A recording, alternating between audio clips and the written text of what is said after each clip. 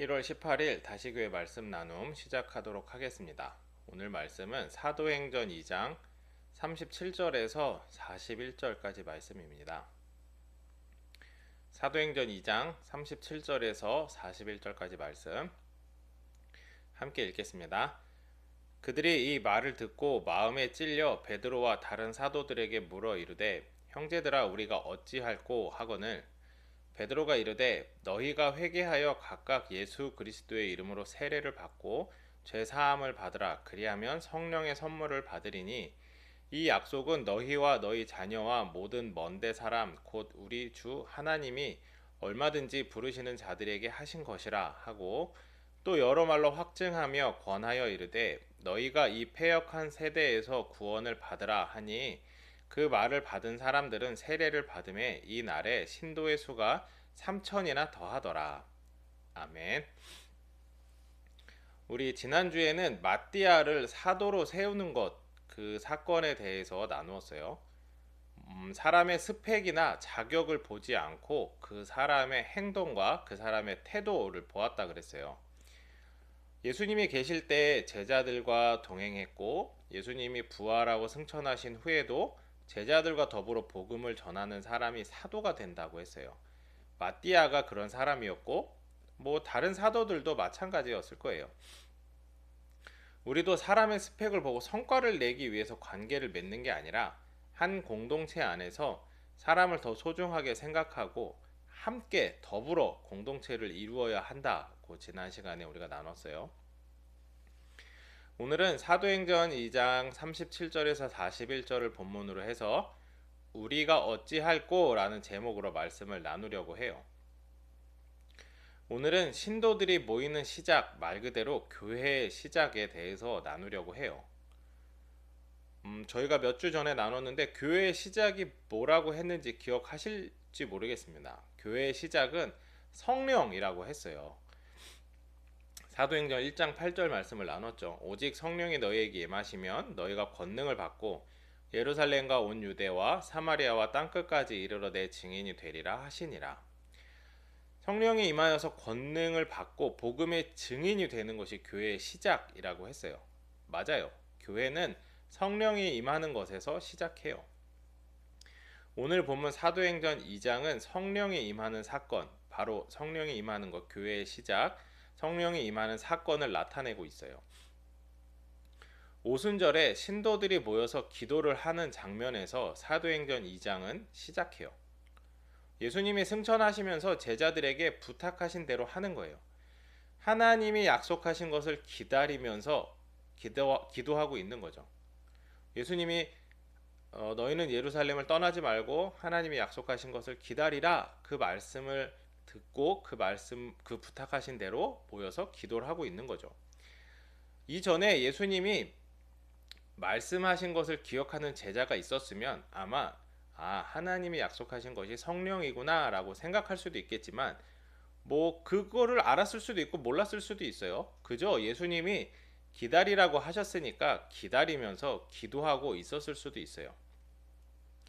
예수님이 기다리라고 부탁하신 것을 듣고 그렇게 하면, 기다리고 있으면 하나님이 약속하신 것을 받을 수 있다, 이 사실을 믿으면서 기도하고 있었던 거죠. 그렇게 기다리면서, 하나님이 약속하신 것을 기다리면서 기도하고 있던 신도들에게 성령님이 임해요. 모두 다 성령의 충만함을 받아요. 흔히 나타나지 않는 초자연적인 현상이 나타나요. 사도행전 2장 2절하고 4절을 보면 나타나요. 제가 한번 읽어볼게요. 호련히 하늘로부터 급하고 강한 바람 같은 소리가 있어 그들이 앉은 온 집에 가득하며 마치 불의 혀처럼 갈라지는 것들이 그들에게 보여 각 사람 위에 하나씩 임하여 있더니 그들이 다 성령의 충만함을 받고 성령이 말하게 하심을 따라 다른 언어들로 말하기를 시작하니라. 아멘. 그들이 모여서 기도하는 공간에 급하고 강한 바람 같은 소리가 하늘로부터 나타나요. 그리고 불의 혀처럼 갈라지는 것들이 각 사람 위에 임하여 있는 것이 보여요. 이렇게 성령의 충만함을 받고 성령의 말하게 하심을 따라 다른 언어들로 말하기 시작해요. 예수님께서 말씀하셨던 하나님의 약속하신 것, 성령을 받고 나타난 변화들이에요. 바람 같은 소리가 하늘에서 들린다. 불의 혀처럼 갈라지는 것들이 보인다. 사실 이런 것들은 비유적인 표현이죠. 정확한 표현은 아니에요. 바람 같은, 불의 혀처럼 이렇게 비유적인 표현이라서 정확하게 어떤 것을 나타내고 있는지 정확하게 알 수는 없어요. 실제로 소리가 들리고 눈에 보이는 것들이 있었겠지만 정확한 표현은 아닐 수 있어요. 사람의 표현력은 한계가 있기 때문이죠. 근데 이런 것들은 다 차치하고서라도 분명한 사실이 하나 나타나요. 성령이 말하게 하심을 따라 다른 언어들로 말하는 거예요. 방언이라고 하죠. 아마 이 방언도 모인 장소에서만 나타났다면 그게 과연 사실일까 의아해할 수도 있을 텐데, 다른 사람들도 그 소리를 듣고 놀라는 장면이 나와요. 이런 기록들을 보면, 이런 장면들을 보면, 이들이 다른 언어들로 말하기 시작했구나 라는 것은 분명한 사실이라고 할 수 있어요. 성령의 충만이 임하고 나타나는 현상이라고 할 수 있는 거죠. 어쨌든 이렇게 신도들이 성령을 받고 방언을 해요. 예루살렘에는 수많은 지역에서 많은 사람들이 모여요. 예루살렘에 모여서 그들이 제사를 드려야 되기 때문에 수많은 지역에서 많은 사람들이 모여요. 그러니까 많은 언어들이 있었겠죠. 히브리어로 소통도 하겠지만 쉽게 생각해 볼 수 있는 언어가 로마가 사용하는 라틴어가 있을 거고 그리스가 사용하는 헬라어가 있었을 거예요. 그 밖에도 성경에 보면 많은 지역에 많은 언어로 신도들이 말하는 것을 들어요. 사람들이 처음에는 놀라는데 시간이 지나면서 사람들이 조롱을 해요. 처음에는 놀랬겠죠. 제 사람들은 갈릴리 사람들인데 우리 지방 말을 하고 있는 걸 보고 처음엔 놀랐겠지만, 듣다 보니까 갈릴리 지역의 사람들이 다른 지역의 언어들을 말하는 게 마치 술 취한 사람들의 주정 같다고 생각을 하는 거예요. 그러니까 조롱을 하는 거죠. 어떻게 보면 정말 놀라운 사실인데 이게 믿기 어려우니까 부정하는 거라고 생각해 볼 수도 있을 것 같아요.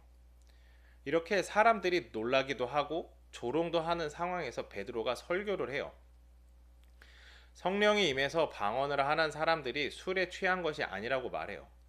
그곳에서 사람들을 조롱하던 그 사람들도 모두 알고 있던 내용이에요. 선지자 요엘의 말씀을 인용하는 거죠. 그 시간이 아침이었는데 아침부터 술에 취하지 않았고, 오히려 이 상황은 너희들도 알고 있는 선지자 요엘이 예언한 상황이다, 이렇게 말하는 거죠. 사람들은 베드로의 말을 듣고 수긍했어요. 완벽하게는 아닐 수도 있어요. 하지만 선지자 요엘이 했던 말이 맞으니까 인정할 수밖에 없는 거죠. 그리고 베드로는 이어서 예수님의 죽으심과 예수님의 부활을 말해요.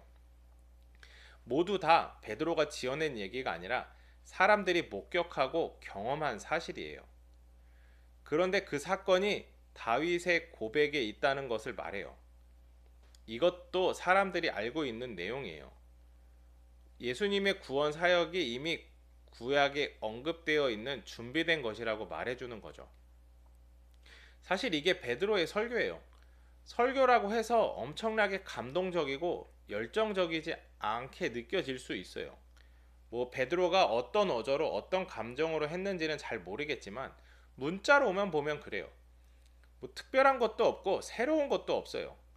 우리가 이미 알고 있는 예수님의 이야기고 구약의 말씀이에요. 그런데 이 설교가 힘이 있어요. 사람들의 마음을 움직여요.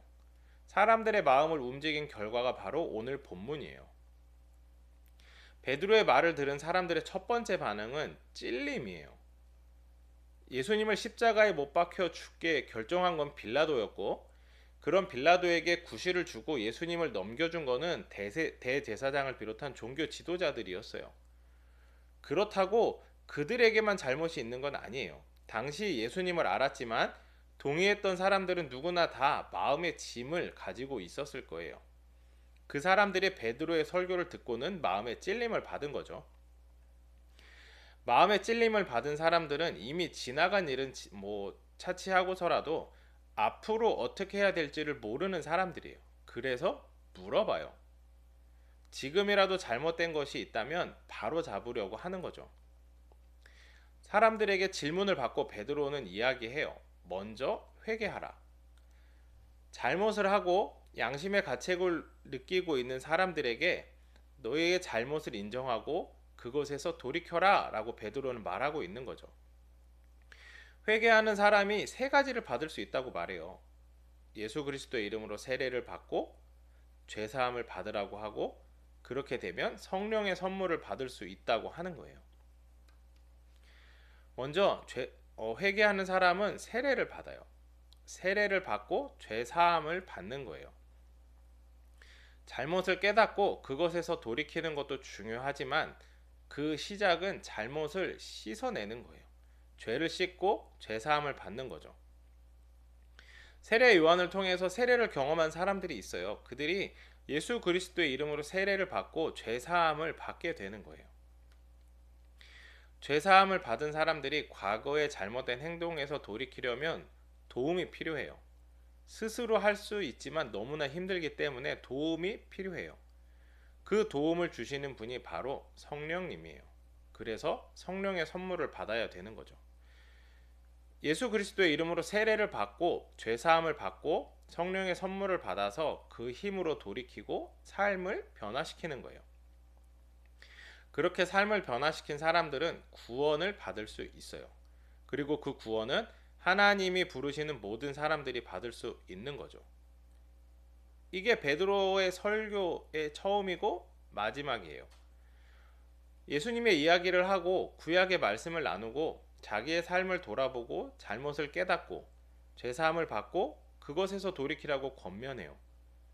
성령님의 도우심으로 잘못에서 돌이키면 구원을 받게 될 것이라는 하나님의 약속을 전해요. 이게 베드로의 설교예요. 특별하지 않은 것 같아요. 오늘날 우리가 어쩌면 다 알고 있는 교회에서 한 번쯤은 들어봤을 법한 내용을 베드로는 이야기를 하고 있어요. 그리고 그 설교의 결과가 뭐냐면 회심한 성도들의 공동체인 교회예요. 베드로의 설교를 들은 사람들이 1명, 2명 세례를 받아요. 무려 그 숫자가 3,000명이라고 해요. 3,000명이라고 하는 숫자가 중요한 게 아니고 사람들이 깨닫고 결심을 하고 행동을 한다는 거예요. 세례를 받고 삶을 변화시키기로 작정한다는 거예요. 그런 사람이 1명이 생기고 2명이 생기고 결국에는 공동체가 된다는 거예요. 교회는 그렇게 이루어져 가는 거예요. 정리해 보면 이래요. 사랑하는 성도 여러분, 교회의 시작은 성령이에요. 예수님이 떠나시고 우리를 도우시는 분, 성령님이 이 땅에 우리에게 오세요. 그것이 교회의 시작이에요. 성령님이 임하시면 우리에게 권능이 나타나요. 사랑이라고 하는 큰 권능이 나타나요. 그리고 여러 가지 일들이 벌어져요. 방언을 하기도 하고 사람이 놀라기도 해요. 그 놀람은 조롱으로 이어지기도 하고 그 놀람만으로 변화가 나타나기도 해요. 그러는 가운데 하나님의 말씀이 선포돼요. 설교가 이루어지는 거죠. 하나님의 말씀을 전하는 설교는 예수님의 이야기를 해야 돼요. 예수님의 이야기를 하고 성경 말씀을 이야기해요. 그런 말씀을 듣고 사람들은 자기의 죄, 자기의 잘못을 깨닫고 회개하게 돼요.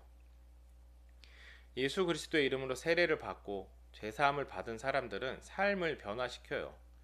성령의 선물을 받은 사람들이 죄에서 돌이켜 삶을 변화시키는 거죠. 오순절날 성령을 받은 신도들처럼 성령의 선물을 받은 사람들은 삶의 변화가 일어나는 거예요. 그렇게 결단하고 삶을 변화시키는 사람들이 모여요. 그렇게 공동체를 이루고 서로 격려하고 서로 응원하고 서로 기도해요. 그게 바로 교회예요. 교회의 시작은 성령이고 성령을 받은 사람들이에요. 그 사람들이 하나님의 말씀을 전해요.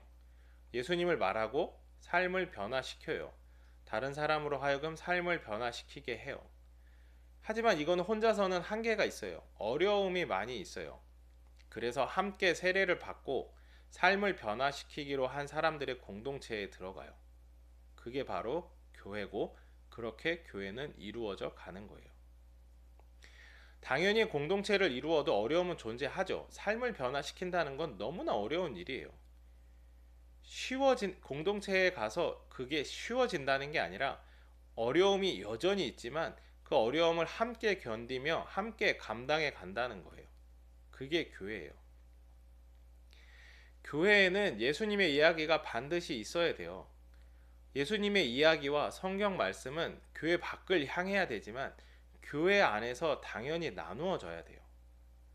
그것을 알지 못하는 사람들은 질문해야 되고 이미 알고 있는 사람들과 대화하면서 답을 찾아가야 돼요.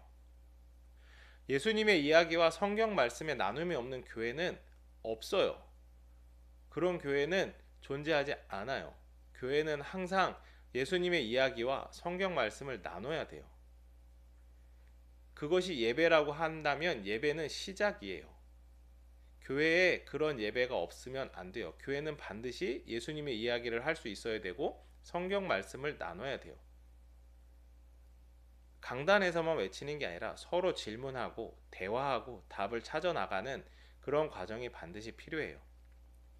그렇게 예수님의 이야기를 알게 되고 성경 말씀을 알게 되는 사람들이 그것을 바탕으로 해서 회개하고 삶을 변화시키는 거예요.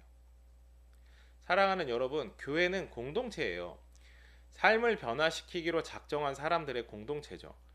그리고 그 삶의 변화는 예수님으로 말미암아야 되고 말씀으로 말미암아야 돼요. 성령으로 말미암아야 돼요.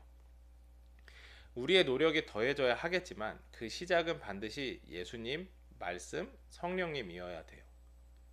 우리의 삶을 돌아보고 반성하되 예수님을 잊지 않아야 되는 거죠. 예수님이 없는 교회, 성령님이 없는 교회, 말씀이 없는 교회는 존재하지 않아요. 항상 예수님을 생각하고 말씀을 나누고 성령님을 의지하면서 삶을 변화시켜가는 우리 또 다시 교회가 되었으면 좋겠습니다. 그런 교회가 되기를 늘 기도하면서 함께 노력하는 우리 모두가 되었으면 좋겠어요. 제가 기도할게요. 하나님 감사합니다. 오늘 우리 교회 시작에 대해서 또 나누었습니다. 성령님이 임하신 우리 교회는 예수님을 나눠야 되고 또 말씀을 나눠야 됩니다. 그 안에서 성령님을 만나고 성령의 선물을 받아서 우리가 삶을 변화시켜야 됨을 또 우리가 깨닫고 나눕니다. 하나님 우리가 모일 때마다 예수님을 나누게 하시고 말씀을 나누게 하시고 성령님께 기도할 수 있는 우리 공동체가 되게 하시고 우리 교회가 되게 하여 주시옵소서.